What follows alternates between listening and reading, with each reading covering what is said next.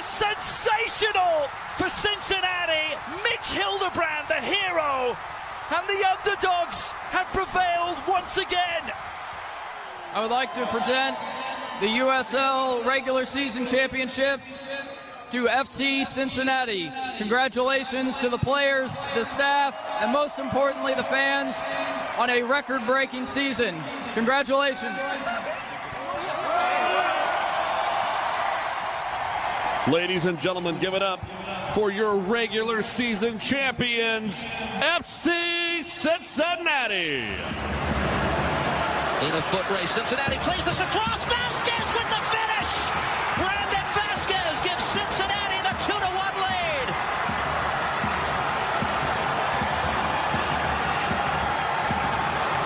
A late breakdown by Red Bull.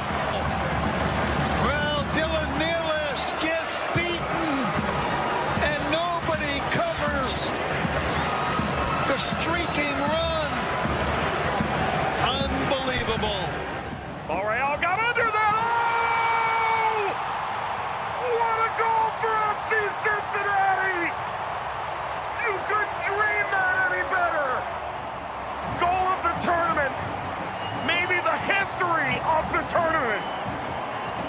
Alvaro Barreal makes it 2-0. Acosta beats one man one-on-one and another. This is still Lucho Acosta continuing on. Acosta! Oh my goodness!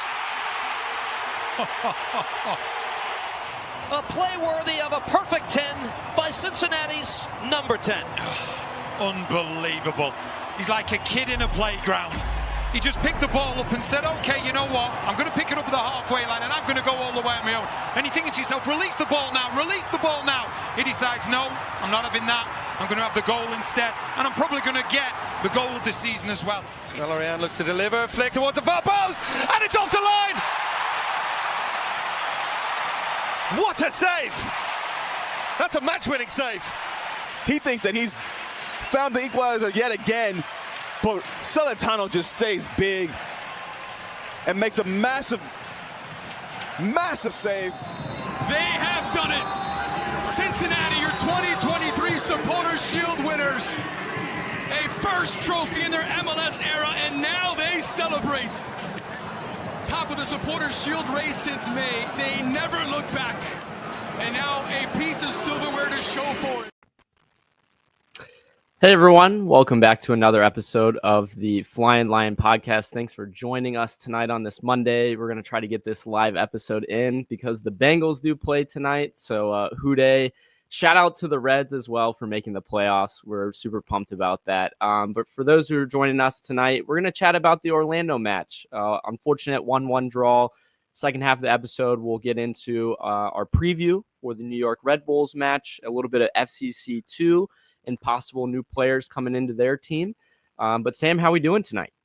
Doing as well as you can. Obviously, coming off a draw in this one, as the title states on this one, kind of seems like Supporter Shield slipping a little bit. So we'll talk a lot more about that one. But yeah, I mean, the best you can. Ryan, how are you doing? Yeah, the best you can is right. It is a point. It feels again like a loss, overall, we draw, we're up, at the very end of this match. And you're feeling real good about it and your place in Supporters Shield. But then you get that late goal, and there's a lot of thoughts about that. So we'll get into that as we get into this one. But like we said, back at home playing Orlando again. Overall, now 18-5-9 overall. Orlando have won both of the last two visits at TQL, so a little bit of a rough patch for us there. But Sam, what were your initial thoughts going into this one? Yeah, I mean, initial thoughts. It was cool because this was the first Sunday night, on Apple TV kind of soccer broadcast that we had at TQL.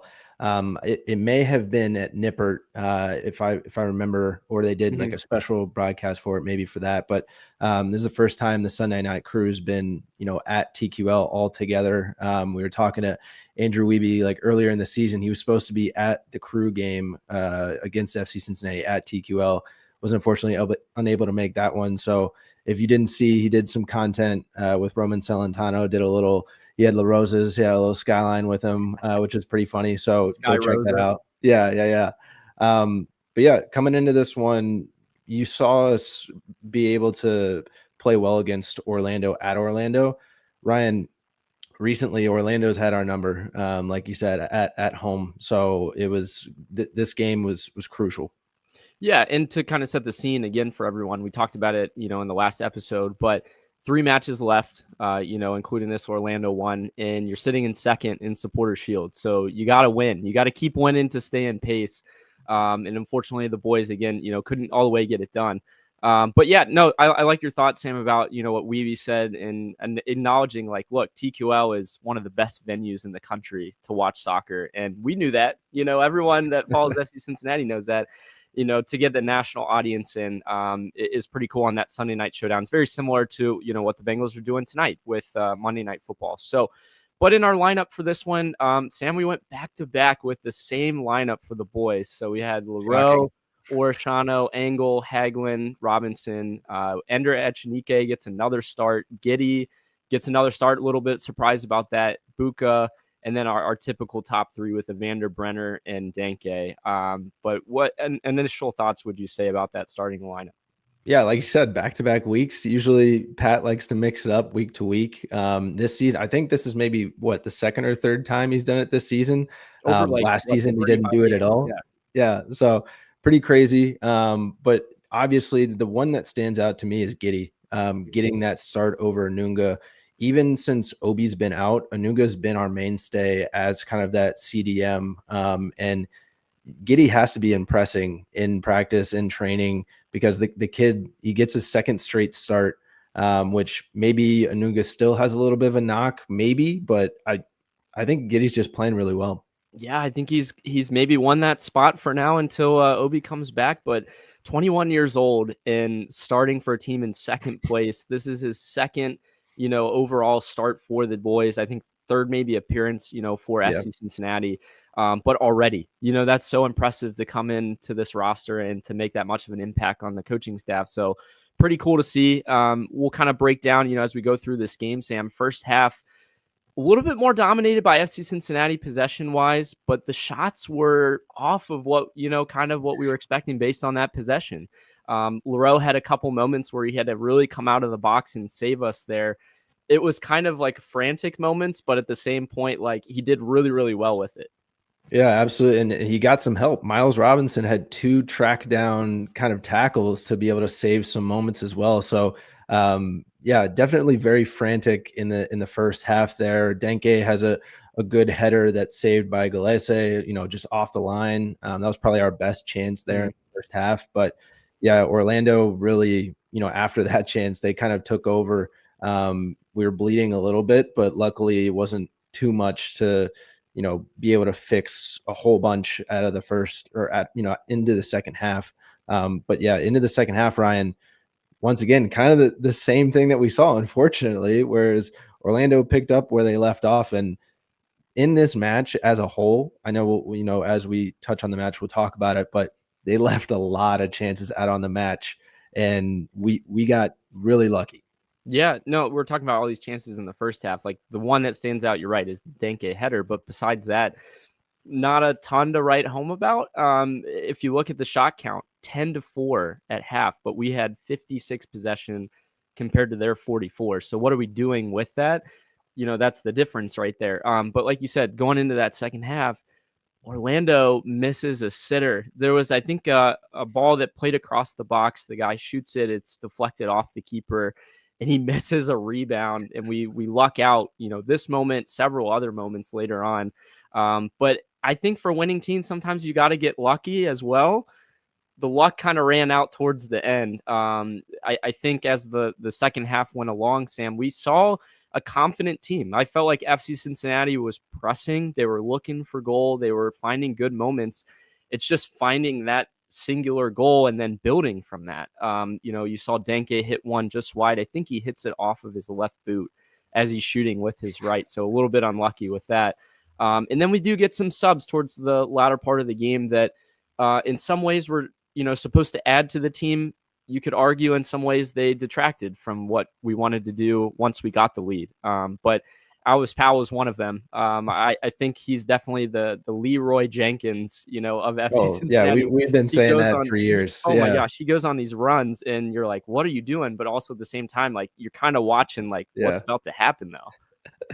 No, he's definitely an exciting player to watch. Those long runs that he's had from the back line into space, puts a shot on goal, in this one. And, the possession right after that, we get a Denke goal, right?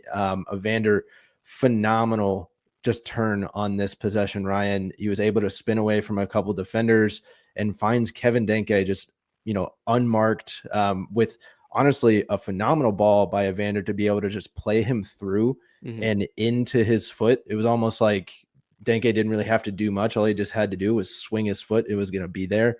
And he puts it, in the back of the net, to the left. So up 1-0. And it's like, man, this is a long time coming. Well, this is the connection that we needed, Sam. Evander Denke, the OG guys up top before Brenner joins. They did well early on in the season. There were streaks where they didn't do so well. But you see Evander play this ball, like you said. Honestly, I'm in the stands looking at it like, I don't know where he's playing this. And then you see the run that's made, by Denke, and he just strikes it first time. Unbelievable. World-class finish, let's say, because from the top of the box first time like that, I mean, you got to get it spot on. And all night, Galese was saving those. So to be able to put, one behind him, I think was really impressive as well. Yeah, no, absolutely. So, on that play, Evander gets his 14th assist of the MLS season. He's continuing to find ways to contribute and to get the guys in dangerous positions. Denke gets his 14th goal of the MLS season as well. So impressive by him. And you're feeling good, 74, 75th minute at home, 1-0 lead, by all means. Yeah. Sam, you got to say the vibes in the stadium, just unbelievable at the time. Absolutely. Absolutely. Because everybody knows that, what's on the line, right? And that we're still in the Supporters Shield hunt. And, oh my gosh, we just got to go. We're up. Like, we're going to stay in this thing. And we continue to, and we had another chance. Yeah, I mean, right after it, a play to you that you look back on and say, you have to have this moment. Obviously, it's easy for us to say, afterwards, and the chance was a difficult one, but Evander plays another brilliant ball. Him and Brenner have this connection like we've seen in the last few games. Plays it into the box. Brenner tries to hit it first time and completely, mishits it. I think it was it on his right maybe that he hit it was on his right, yeah. But the guy I think in front of me turns around and goes, man, if he only had a left foot. But you know how difficult that is to hit that first time, Well, yeah, like I texted you, I was like, it's a bouncing ball, right? And it came up on him, and I don't even think he got a cleat. I think it may have been, a shin or, a top of the ankle. So, yeah, obviously a tough finish for him. But, yes, like you said, you look back, especially how the game went, and you go, man, like we really – should have had that one. And honestly, I think if you look at that clip too, Jabari's wide open on the far side as well. So there's always those passing that ball as the striker in that position when you're like, I know on goal, once again, it's just easier to see right after the highlights. You go, especially as a player too, because you watch film and you're right. Like you said, in the moment, ego striker, you're like, oh, I'm going to score this. And, we're going to go up 2-0. And, but yeah, 90 plus, Ryan, we run into some fits. Well, Sam, let's talk about that. Let's build this up. So obviously 1-0, and then you see some subs happen. I think that's the crucial part of kind of what builds into this. So there's a big substitution. Yeah, it's unfortunately fresh on our minds. So Samuel Giddey comes off kind of limping. So Pat's forced to make the change and put Kubo in. You had already seen Bucha come off, right after the goal, actually. And so Anunga's in there with Kubo. And it seemed like that was kind of the tipping point for the back line. I wouldn't say Alvis, played bad by any means. I felt, he did pretty decent in center back. But the change in the midfield kind of swung the match because Giddey and Bucha were just dominating in that portion of the game. We could keep the ball down on their side. Well, they get these subs, and I think Orlando just kind of turns on another gear, and our guys and even the subs that come in are not quite prepared for it. So is that, a tactical thing? Is that, Pat in some ways, maybe Bucha had a knock, or Giddey obviously did have a knock. So is his hand forced a little bit? But at the same token, you go in, so 90 plus minute. I don't know about you, Sam. We can debate this. Everyone can debate this in the chat too. 90 plus 7 minutes of extra time. It seems like a little much. Yeah, I know the Orlando player was down on the ground there for a while, maybe 5, right? Like you kind of just, but yeah, I think, in this 90, Loro makes a great save. You get a shot off the post that's from close range for Orlando as well. Orlando misses another sitter, and then they miss a shot just wide of the post. So they're just firing on, goal after goal, right? And Loro and the defense is Loro's yelling at the defense at this point, just anything, right? Kids were covering their ears, like listening to the obscenities. But then once again, you can only hold on for so long. And in the 6 minute of extra time, Orlando gets that goal. Engel kind of loses his man. It's kind of just a miscommunication between him and Marzuk. Marzuk is usually on the right side, right? And he's on the left side at this point. And unfortunately, Orlando player had a good, header into the goal, and nothing much that Loro can do with that. Yeah, it had been building. I hate to say it, and as a FC Cincinnati fan, like we all could feel it. Late on in matches, like we have to be able to protect the lead and gotta close it out. And honestly, the underrated part of this, moment, Sam, is there's an early cross. I think the rest of the plays that they missed on, there were some that arguably they should have finished. But in this play, like it was a low percentage chance. It was a really good cross, but it caught Engel and it caught Miles out of, they weren't expecting it. I will say that cross was straight out of FIFA or FC 25. Yeah. Just the way like he did a spin move into the cross, right? Like that's such like a move that you would do in a video game, and worked out perfectly, like you said, and it caught us off guard. I think the early cross is the reason why this happens. So it comes into the back post, and Engel and Miles don't really have time to kind of react to where their man is, and they lose track, and it's an easy header. Alex Freeman, right back for Orlando, 21 years old. He's going to be playing meaningful minutes in the World Cup next year. What a player. Hate to, obviously see that against us, but from a U.S. standpoint in the future, that could be a guy to watch. But the moment just feels terrible. Obviously I think I was looking up the latest we've been scored on this season, Sam. The other one was the 93rd minute against Philadelphia early on in the season. But especially at home, being up like that, everyone's expecting, to hear our lovely song that we play when we win. But we got to find ways to close out these matches. So we'll kind of break down some stats that we saw out of this one. It's disappointing. We're at 59 points. It's the same amount of points that we had last season overall, and we still have 2 matches to play, obviously, so we can improve on that. Yeah. Second in Supporters Shield somehow still, because we had some favorable results around the league. Miami tied. I think San Diego had, I believe, I think they lost. Yeah, they lost. Yeah. Yeah, and Vancouver tied. They were 1 point under us because we were at 58. Yeah, so if we're looking at winning that trophy for the best team in the regular season, we're 4 points off right now with 2 matches to go. The only thing that we can kind of look at to see is the fact that Philly's got a hard road to go. NYCFC and Charlotte to close is no joke. And then I believe Miami is going to be playing Nashville late as well. So there's a glimmer of hope, but the Shield race, Sam, is unfortunately kind of slipping a little bit, and it's at the hands of our own mistakes, and there's no one else to blame for that.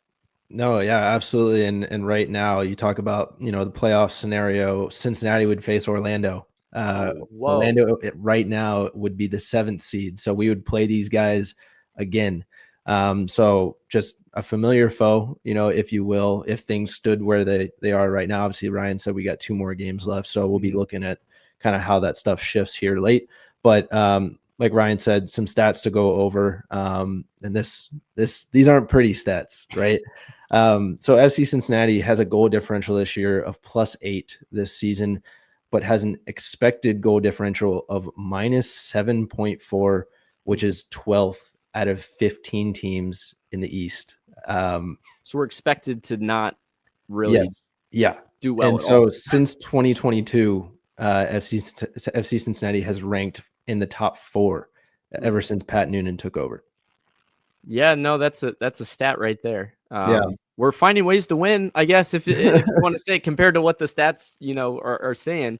But Sam, I think you had a couple more that kind of lean on the interesting side here too. Yeah. So once again, we're just analytics, right? These are deep analytics. So stay with us if you can. 5.6% of the shots that the Garys take are categorized as great shots, or the type of shot that would come from like a quick combination play entering, the 18, or at least, the final third. The number is up from 14 or 4.1% at midseason. So that's good. However, bad news is the league expected average is 6%, and then the actual average is 9. So we are well below the average for, great shots. So once again, the quality up top, you talk about the amount of chances we have, the quality is not there though. Yeah, it's an interesting one. I've never heard like the great shot, No, I know, yeah. stat there, but no, that's interesting. I think it kind of just backs up again, like, in this match, I was just looking, we had 18 shots, and how many were really on goal or dangerous? I could think of a handful out of that amount, whereas, I think Orlando had many great shots, if you want to use that stat, like Sam had just said. But past that, Sam, we're looking at some of the other kind of things about getting into the final third, building these things up, but just not, again, having that final product. I don't think it's necessarily like a personnel thing. I think like there's definitely creativity a little bit more than what we've seen, and I've been calling for this as well. But again, the half chances in finishing, maybe we still need to rely a little bit more on that. But we have time. There's 2 more games, and we're locked into the playoffs, so these guys can do it. Brenner being a nice or newer piece has looked, preferable with the guys that's been around. So definitely to see that. Sam, let's dive into some storylines. And for everyone is dying to hear some of these.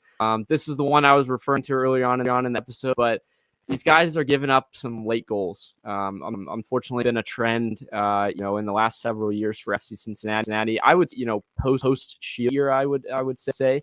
But like I mentioned, 90+ goal was the latest we've given this year. It is interesting though, if we look at it, Sam, we're actually 15-0-0 before this game in this season when leading after 75 minutes. However, Nashville game at home just a few games ago gave up the lead. We're lucky that Evander struck, to win. LA Galaxy gave up a late goal in extra time as well, but a 2-goal cushion. Again, we don't like winning by multiples here. But at least 15-0-0 after being 75th minute and on is good. But we've seen some things slip too.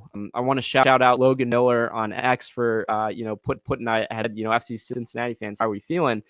And he had FC Cincinnati have given up 14 goals from the 85th minute and on, and that's 13 in MLA if we kind of break down. So that's a lot of goals, man. What is it? Is conditioning? What do you think? Some lack of concentration? What do you think?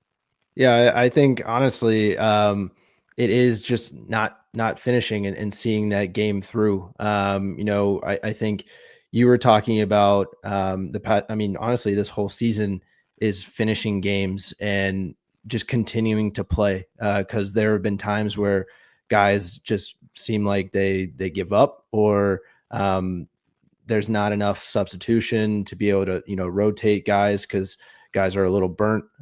So I think it's just a combination of all of it. I think those stats are very interesting. We're pulling some great stats out of the hat here. Unfortunately, they're not good stats, right? But definitely taking deep dives on this one. Yeah, I had to look it up. I mean, we're calling out late goals. You go and see what the numbers say. But interesting about late goals. Diving a little bit deeper, Sam. 10 goals given up in minutes 46 through 60. So coming out a half as well, giving a lot of chances and goals right after. So what's the message from Pat after half too?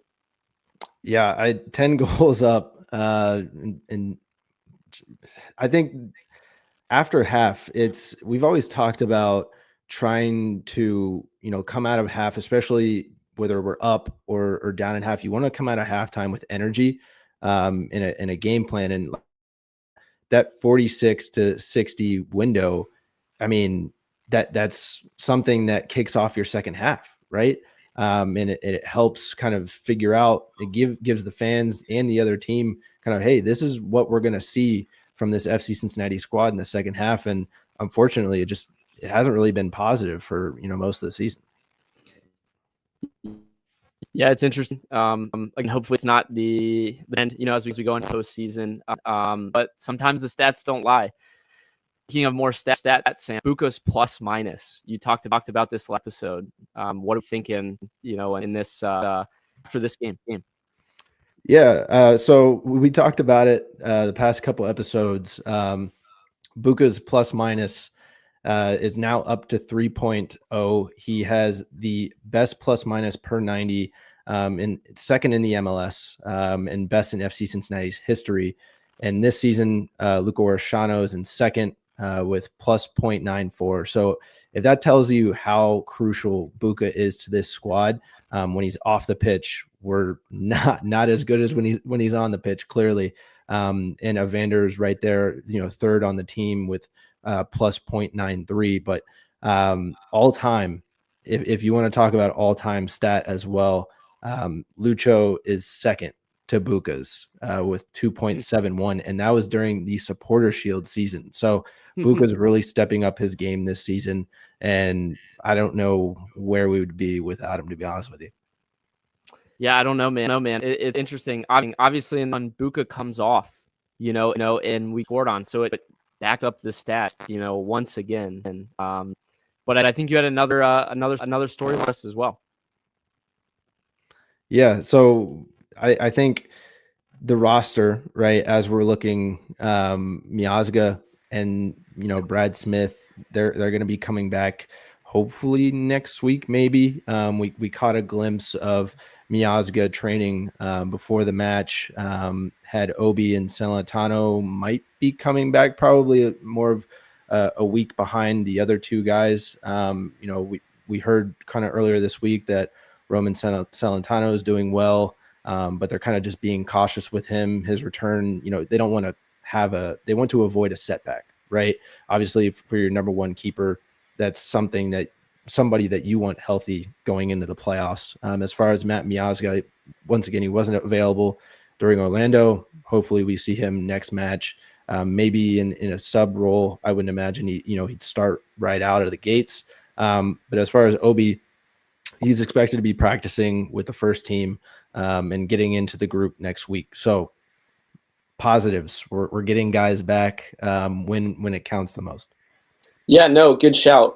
Especially if you want to look at, this match, Sam, I'd ask you, if it came to the end of this game and you have Miazga, on the field, different result.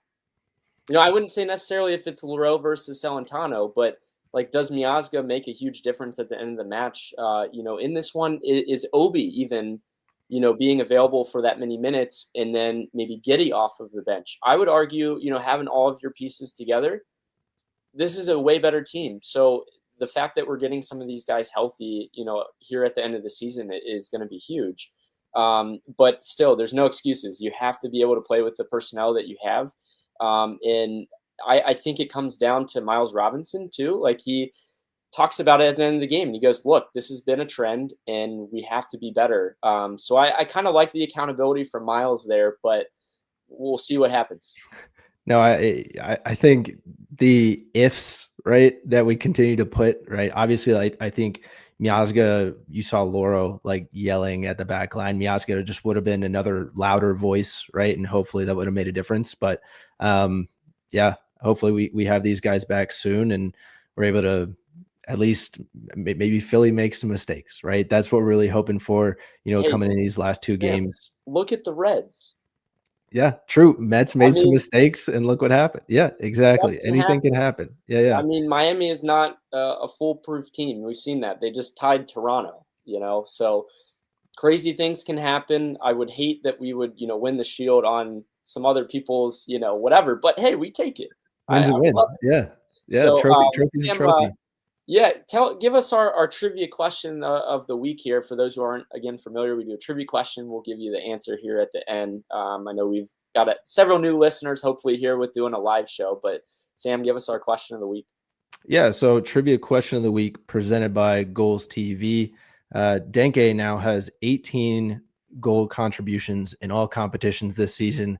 He is 1 away from tying the most goal contributions by an African-born player in FC Cincinnati history.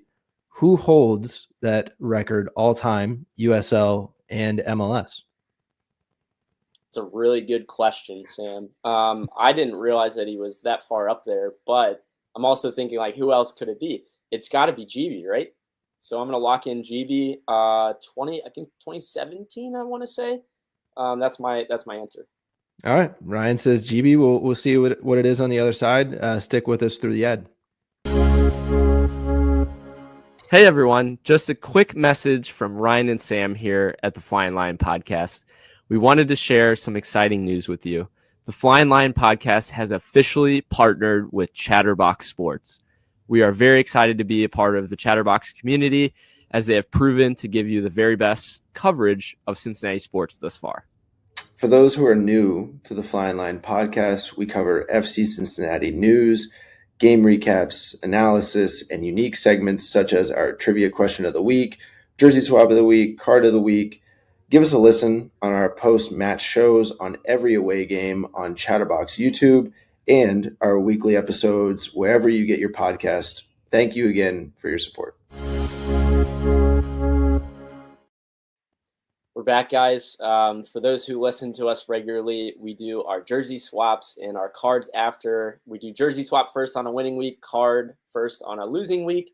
What do we do for a tie, Sam? I think we got to go jersey swap, maybe. Yeah, you keep the vibes high, right? Like we came off a win the week prior. I think you follow the week prior, right? So, that's what we do for ties or draws, right? So we're gonna roll into the jersey swap of the week. For me, it's gonna be Evan Loro this week. Once again, he's doing a great job of filling in for Celentano. He's keeping us in all of these matches and being the difference. He has had 14 saves in 3 matches that he has started. In this one, he was making plays inside the 6 and outside the 18. As we go forward, it'll be interesting to kind of see how FC Cincinnati decides to utilize him, because he's playing like a guy who has something to prove. I love that shout. I don't think we've ever highlighted Evan Loro as our jersey swap. So shout out, Evan. This is your first one and hopefully not the last. No, I think you're spot on. I think when Roman goes down, it's next man up. And Roman's been solid this year. We needed that guy to come in and fill the void. Obviously the goal late, I wouldn't necessarily put or pin, on Loro. But prior to that, you're right. He made some solid saves. He came out when he needed to and didn't mess it up, more than anything, when he really had to come out and clear that ball in the first half, especially. But yeah, no, I feel like there hasn't been a drop off, between the sticks, and that's exactly what you want out of the backup. Yeah. I'm looking at you, Jake Browning. We're looking at you now. Yeah, I can't agree more. Once again, he's stepped up in a big way. But Ryan, who is your jersey swap? Yeah, I'm going to go with Samuel Giddey. I think I'm going to highlight him as mine this week. He won the most duels of anyone in the match with 6. He had 10 recoveries as well. Like I said earlier on in the episode, 21 years old, just filling in this spot and winning it seemingly, from Brian Anunga. So I felt like this guy has a huge, huge potential. And he's been special. I think he's really been nice for this team in the last several games. You could see how more confident we are in the attack, and he gels well with the players. He brings a little bit more athleticism and a little bit more of that true 8-to-8, box to box type guy. So I'd go with him. But if I had to shout out as well, Ender Echenike has just been playing phenomenal. I think normally in this match, or in a prior match, I should say, Ender would get taken off and Dom would come in. But Ender played his way into being in that final part of the game. The one criticism and why he wasn't my true jersey swap was he did give up that cross at the very end that led to the goal. But I felt like Ender is a spark plug. He seemingly is playing very, very well with the front line and with Evander. And he just brings it something a little bit different, to that right wing back spot, which we haven't seen, I would argue, since maybe Santi Arias, Sam, on the offense. What would you say? Yeah, I agree. He comes up clutch in moments that you need him to kind of make a play. I believe in this match, he also had a run that he had a shot on goal that I think was just kind of right at the keeper. But once again, he's creating those chances, like you said, whether it be on the left or on the right side. And my God, is he fast? I mean, you could just watch that dude run all day, and it'd be fantastic. Let's just get a race between Alvis, him, Miles, and Miles Robinson. And then speed. You got to throw speed in there, right? Yeah. I show speed is in there too, because apparently he's an FC Cincinnati player as well. Yeah, he's signed. He's on the roster.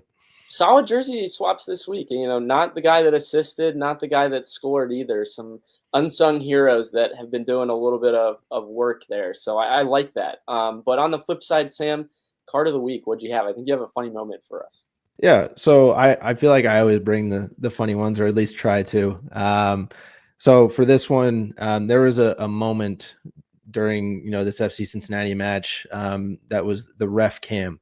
And so since September 13th, there has been a ref cam for Sunday Night Soccer on Apple TV. And during this match on Sunday, Rodrigo Schlegel fouled Mark Zook on the left side of the pitch there. And the ref cam then captures just a great point of view of him on his knees, pleading with the ref against the foul and looking up at the ref as if he were a little kid that just got in trouble. So Ryan, I think we all love to see content like that. And that's what we're here and, love to see. Yeah, I'm sorry to the folks live that, are watching. I wish we could kind of pop this up because it was hilarious. This guy is literally on his knees pleading to the referee, like, please do not give me a yellow card. Hilarious moment. And then to see that it, was on the ref cam. So funny part about this, Sam, is he doesn't give the guy the card until he stands up. If you notice, he's like, stand up. Come on, man. Like, you can't just be begging for this. Be a man. Get up. Be a man. Exactly. So he gets up and shows him the yell in his face, but a hilarious moment. One moment, that we've seen for ref cam. I don't think we've seen anything like it. Yeah. What are your thoughts so far? I don't mind it. I think, moments like this, like, highlight it, and then there's other moments probably where it's just like the camera's bouncing up and down and you're trying to follow what's going on, or you're like, his hands are in the way, yeah. And I think, like, back in the era where Lucho was talking to him, I think they definitely brought it into the league after the fact for that reason, because of how much. And then do you notice that we get the game of the week on Sunday night when Matt Miazga isn't playing? Imagine if Matt Miazga had ref cam and he's talking to the ref every 5 minutes. It'd be a very interesting watch. I would tune in for that. Whoever has the job on, like, the beep, right, to take out custom, like, they would be working probably pretty hard. But Ryan, what was your card? Yeah, so my card of the week, a little unconventional here, but for those familiar in soccer, there's games in hand. So I had somebody ask me recently, well, what does it mean that FC Cincinnati has 2 games in hand? Well, we played 2 more matches than the next team. So in this Supporter Shield race, we've played, I think, 2 more matches than Miami. And so technically the maximum amount of points that they can get is more than us. I just think it's kind of ridiculous in some regards that we're waiting on, like, at one point, I think they had like 5 or 6 games in hand, to decide who's going to win. Now they've played all these matches in a row. It's just kind of funny. And it's only in this sport that you get to see, like, where teams are off balance on how many games and matches that they've played. I just think it's really interesting. And does that kind of add to the allure of the Supporter Shield, a little bit? We talked about how validated it is, with the race that we have this year. But what are your thoughts, Sam? Yeah, obviously it's something very unique in soccer, or football, depending on, where you watch across the world. But yeah, I think having this it just has to do with all the different competitions, right? If you take out all the different competitions, it doesn't really happen. And everybody plays the same week at the same time, and so on. So I think maybe if you were to equate it, you could equate it to kind of the NFL having a bye week, right? And one team having less games than the other, but then they eventually make it up, right, at some point, and then everybody's all even. So yeah, it's always very weird, especially you don't see like 4 or 5 games. No, yeah, I think this is probably a very, very unique circumstance across the world, honestly, where you're seeing Miami that was in the Champions Cup, was in Leagues Cup, and then now they're trying to like make up. I hate to be all those teams that they're making up games against. I'm glad we played them twice, kind of back to back, right? Or else we would be, having no legs as well. Yeah, or maybe do we want to catch them when they do have multiple games at the end of the season? That's the other way to look at it too. Yeah. But Sam, as we move along here, some player news, some new news. The new heights, punchline there. So Jack Mize, so a 17-year-old attacking midfielder, is going to be joining our FC Cincinnati next pro team next season. I found this one online. I think I was maybe one of the first ones to report it from the FCC circles, but Borussia Dortmund academy player, Sam, former guy that played for New York Red Bulls. I think like U14, U15, goes over, plays in Germany. Solid player from all that we've heard. If he does make the first team, which by all means he's got a potential to from what we've seen, we would have to pay New York $250,000 in allocation money and then potentially a sell-on clause as well if he does sign that homegrown contract. But I think this could be a solid player for us. Again, kind of just reiterating the fact that we're going out to all over the world and finding these players that maybe want to come back to the States. And this time, even at the age of 17 years old, finding his fit with FC Cincinnati is pretty cool. Yeah, I think who was it? Davia that we brought in for the FCC2 squad that was like on one of the best, he's one of the best players in the world, under 20 or like under 18 or under 19 or something like that.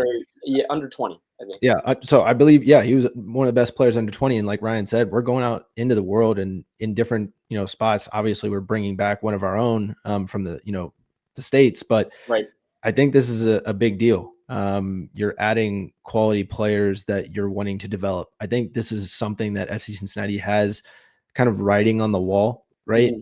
We only have so much money in our budget to be able to win now.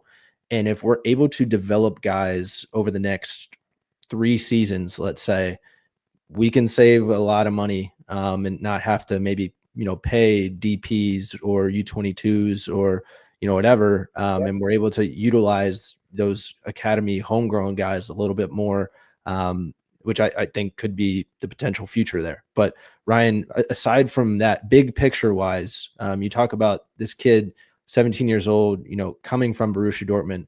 Let the people know why this is a big deal. Yeah, so I mean, if you look at the likes of Christian Pulisic, like he went through the academy at Dortmund. Gio Reyna, maybe not a great example right now. He hasn't been playing a lot.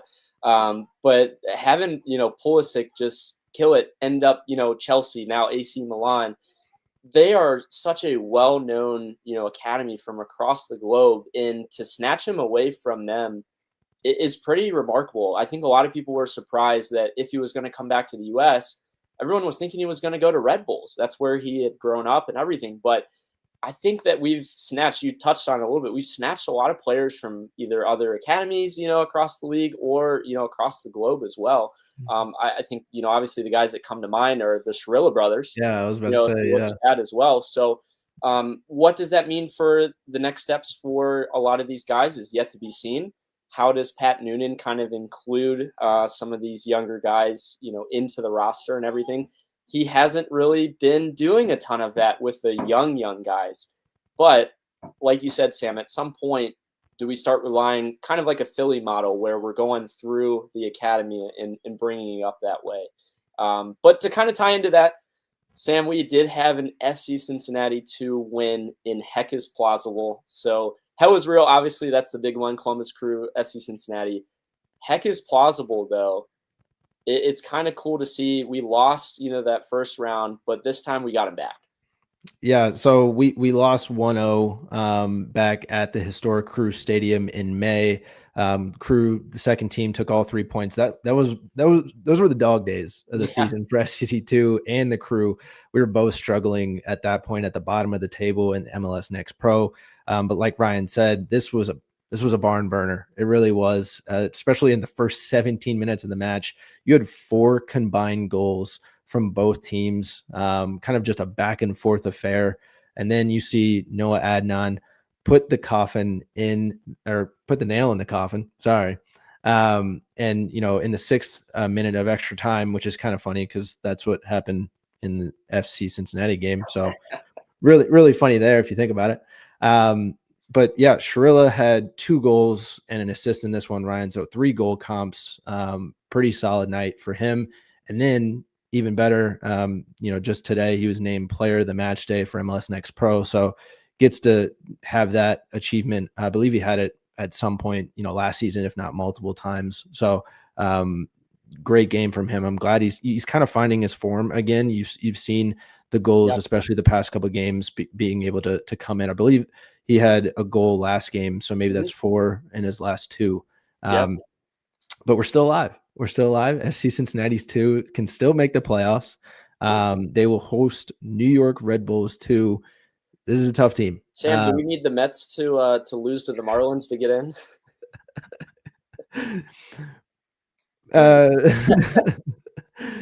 Very similar, right? No, FC Cincinnati 2 will play the second team of the Red Bulls in their last home match of the regular season this Wednesday, October 1st at 7:30. So go support. The games are free once again. So they would love it if you guys showed up and obviously watch the development of our FCC2 guys out there. But Ryan, they can get a maximum of 41 points. The teams ahead of them, I believe, that are sitting in the spots that they need, which was 8th and 9th, they are, I think, can get a maximum of 44. So if they were to miss the playoffs, they'd miss by 3 points if they were to win out. So sitting at 12th, still need a lot of things to fall their way. It's a close race, though. I mean, anything can happen, with the young Garys. So we'll see what happens. I think, pointing out what Chirilla did lately is important. How does that kind of turn to next season and building his confidence, maybe getting a little bit more first-minute action or first-team minute action, I should say. Did you mention he was named the player of the match day for Next Pro? Yeah. So pretty special. I think that might be the second time he's had that distinction, in this season. I believe if we look at not Chirilla, but Steven Jimenez also played pretty big minutes in this one too. So another guy that we might see down, the line, or does he get loaned? We've talked about that, in the past. But something to watch on. Again, I think I love covering the FCC2 team just because they're fun games to be at. And like in this one, like beating the Crew is always fun. And like Sam said, a lot of goals. So if you want to go see that, head on down to NKU for that one. But Sam, we got 2 more matches like we talked about. We're playing the Red Bulls. The first team is going to go away. I almost said Red Bull Stadium. I think it's Sports Illustrated Stadium now. Yes. Yeah. Yes, so they're going to play, in Harrison, New Jersey. Red Bulls right now, Sam, interestingly, 10th in the East, 5 points behind 9th place. If they lose, they are out of the playoff hunt. Sam, they've made 15 consecutive playoffs, which is the most in MLS history. Let's do it to them. Let's knock them out.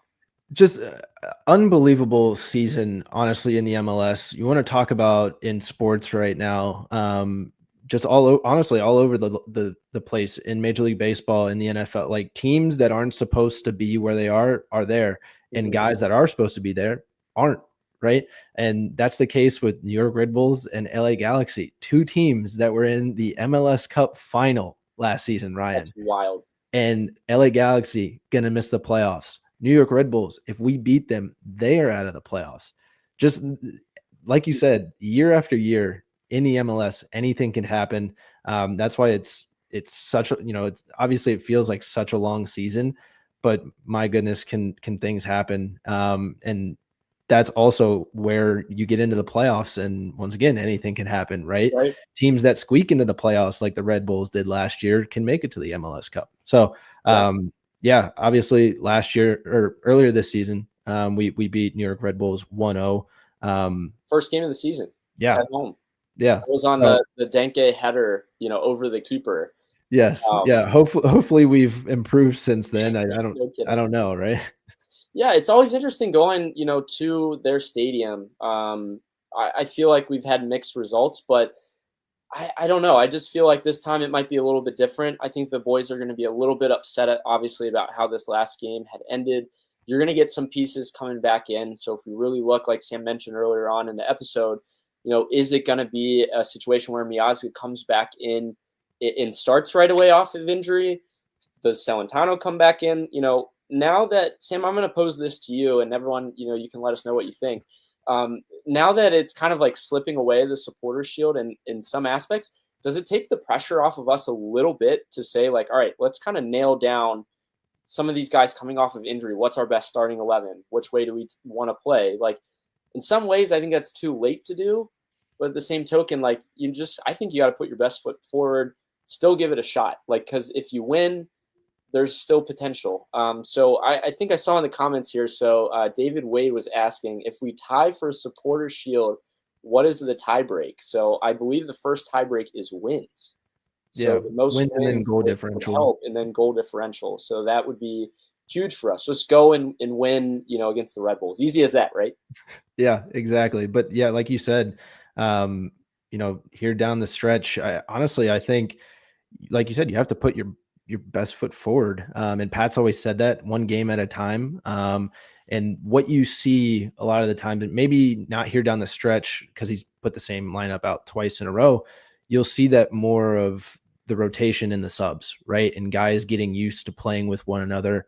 Yep. As you head into the playoffs. That's kind of what you'll see probably a little bit more of as we, go in the next couple games here, putting new guys, new positions, seeing how they work. So that way, when it does come time for the playoffs, somebody gets injured, we need, somebody in. It's a little bit more familiar than it would have been had they not played. So Ryan, you've got here going up early is going to be key. Why is that? Yeah, so crazy. More stats for those who have been following us throughout this episode. More stats. We are 1-9-3 this season when the opponent scores first. That's insane. So 1 win, I believe that's 9 losses in 3 draws. And then so after when we're trailing at half, no wins, 5 losses, and 1 tie. So going up first is seemingly like, we have to in some ways. It's crazy. I mean, I feel like these guys have resilience, but, once we get the lead, now we got to protect the lead. But if we go down, it almost feels like, is that too insurmountable as well? I don't know. We'll see. But, yeah, Sam, lineup-wise, let's kind of solidify. I know we kind of sneaked it a little bit. I didn't get to hear your thoughts on, like, the back line. And then, do you think Giddey starts again? Yeah, I think you throw Giddey back in, to be honest with you. Hopefully, like you said, he came off, last match. Hopefully, coming into this next game, it's not too big of a knock, and he's able to kind of recover well in training and everything. So let's say Giddey starts. If Miazga is healthy, I don't know. You may want him to play the first 45. He's a guy that you may want to play the first 45 and then sub out at halftime. Okay. Because once again, you're kind of watching guys like him and Celentano, and when an Obi comes back, those are the guys that we need for the playoffs. And so you want to be as careful as possible, but you also don't want them to be mad at you. like, hey, I want some more minutes here. Like, I want to play. And so you kind of have to stop themselves from, being themselves. But yeah, I think you may see the same lineup that you did, maybe 3 games in a row, honestly, would be a good shout. Yeah, I think that would, first time this season that we've won 3. First time ever matches since probably like 2023. Yeah, probably. 2023 was like every single game. Same. Oh yeah, we knew the lineup. Exactly. Yeah. Wouldn't even check. It was like, who's starting. Yeah, I don't even think FC Cincinnati put out their lineups. They definitely didn't do it with the roster. The tweet was just, hey, you guys know. Yeah, but no, I think, I said it already. Miazga probably will make an appearance. I don't know if he'll play a full 90. I agree with you. Whether it's at the beginning or the end is yet to be seen.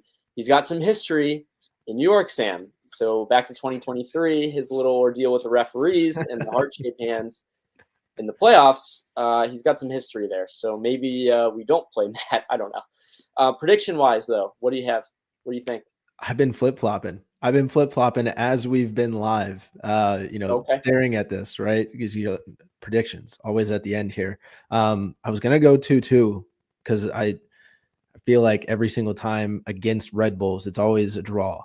Like it's either going to be a draw or something crazy happens at the end. But like you said, maybe this is a different feeling. This is a different feeling. We can kick the Red Bulls out of the playoff picture for good. I think I go 2-0 on this one. I think Loro gets his, I want to say probably his first MLS clean sheet, if I'm not mistaken. 2-0. Why not?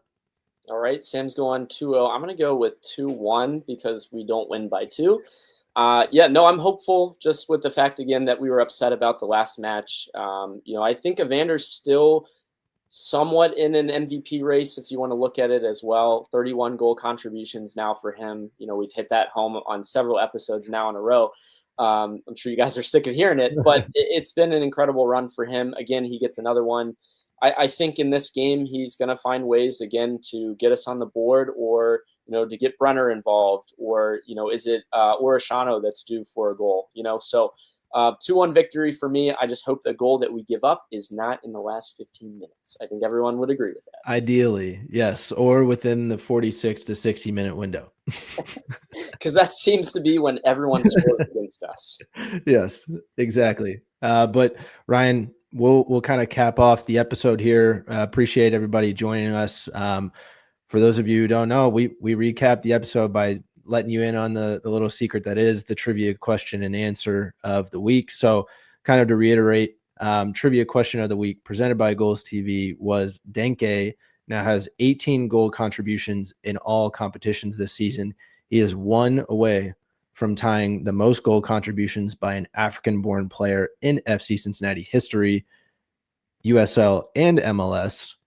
Ryan said GB Fall, I believe, for the answer. And the answer would be GB Fall. He has 19 total, right, in that season that you said, 16 goals and 3 assists.